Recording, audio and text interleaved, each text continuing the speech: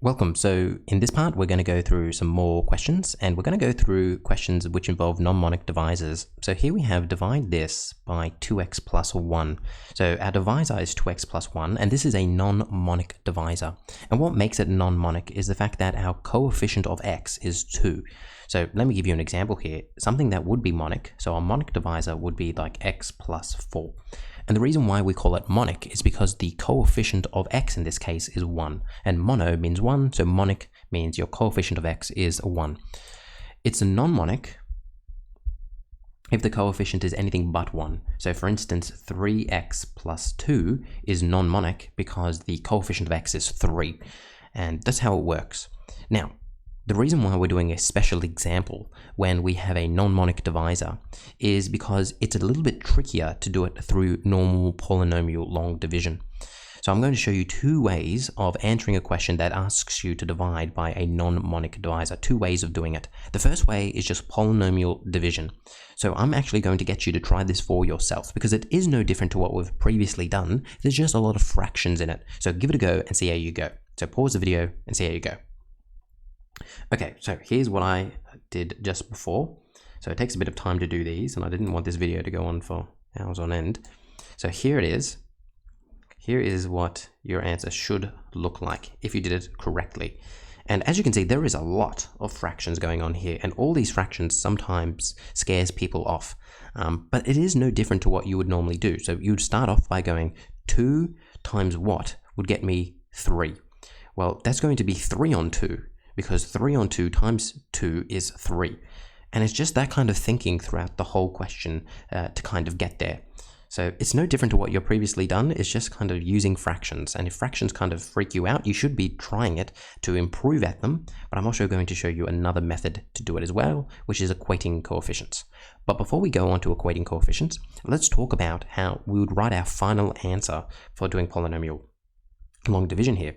So what you would say here for your final answer is you would say that your dividend, so this right here, is equal to your divisor, this, multiplied by the quotient, and then you plus the remainder on the end here, which is negative 11 on 8, so you minus 11 on 8. That's what you do. That's how you write your answer. And we know that this is a factorized form of this. That's what we know. So we've just simply factorized our dividend, and we're writing it like that. Okay, well, this becomes very important for when we talk about our next method, which is equating coefficients. Now, we've done this before. We did this in the first lesson of this topic. So let's give it a bit of a discussion. So all I've done here is I've simply copied out what I have here. So I've just simply copied this up here because it's really important.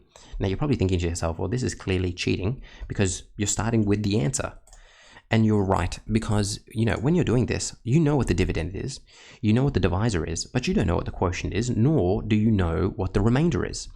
So, well, you'd have to come here and you'd have to say, well, I don't know what the coefficients of these are going to be, so they have to go away.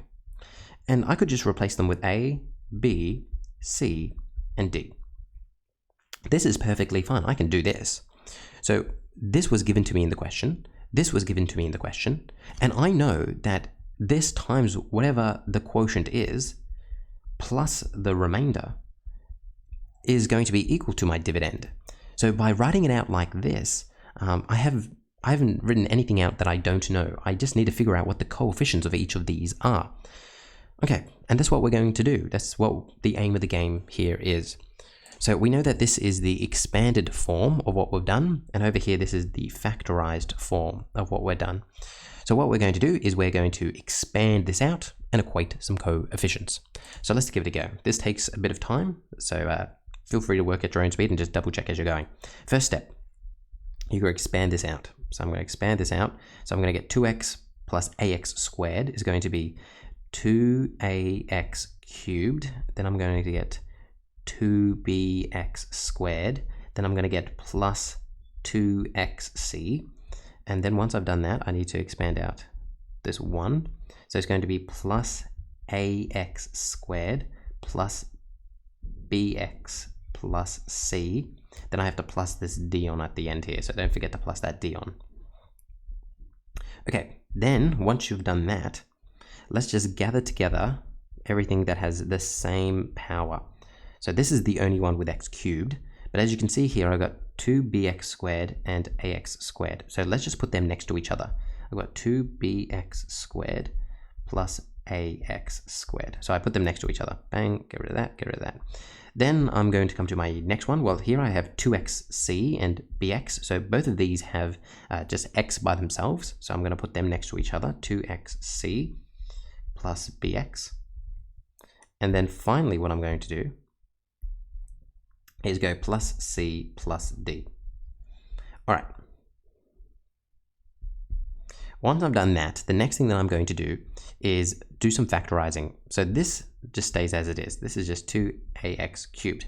But then do you see I have this? I can take out a common factor of x squared here. So that's going to leave me with 2b plus a brackets x squared. Then I've got this plus, this is going to be 2c plus b.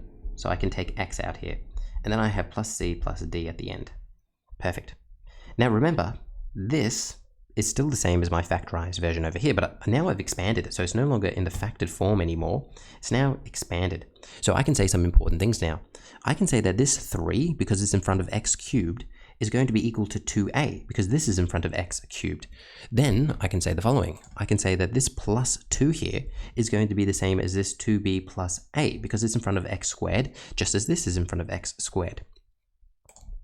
Then I can say that this negative 1 in front of x here is going to be the same as 2c plus b, because this is in front of x. And then finally, I can say that this minus 2 is going to be the same as c plus d. And that's how we can approach this question. So now I'm going to equate some coefficients. So I'm going to go 3 is equal to 2a. So I've just taken everything in yellow there and I've equated them. So this 3, which was taken from here, with this 2a, which was taken from here, and now I'm going to solve for a. So I'm going to say that a is equal to 3 on 2. Then I go to my next one. I'm going to say that this 2 is equal to 2b plus a. So I've just taken everything in front of my x squareds. So this 2 is from here, this is from here. Now, before I solve it for b, I can tell you what a is going to be. A is going to be 3 on 2. Now we're going to have to zoom in here and do some maths. I'm going to have to go 2 minus 3 on 2 is equal to 2b. This 2 will become 4 on 2. 4 on 2. Which means this will be a half, this will be 2b, then I'll have to times both sides by a half, so I'll get a quarter on b. So, you know, there is no really escaping some fraction work. There is going to be some fraction work in here, so don't think you can escape from it totally, but we're doing well. The next thing, I'm going to take this negative 1 from here and set that equal to 2c plus b. So I've got negative 1 and 2c plus b. Then we come here. I know that b was a quarter from what I just found. So it's going to be negative 1 minus 1 on 4 is equal to 2c. Negative 1 minus 1 on 4 is negative 5 on 4 is equal to 2c. So that means I'm going to get negative 5 on 8 is equal to c. So I'm just timesing both sides by half. So again, you can't escape fractions altogether. And then last but not least, I'm going to get negative 2 is equal to c plus d. And that's just taking everything that doesn't have an x, so all the constants together. Now I know that c is going to be negative 5 on 8. So I come here and I go, this is negative 5 on 8. I know that from down here. Plus d is equal to negative 2.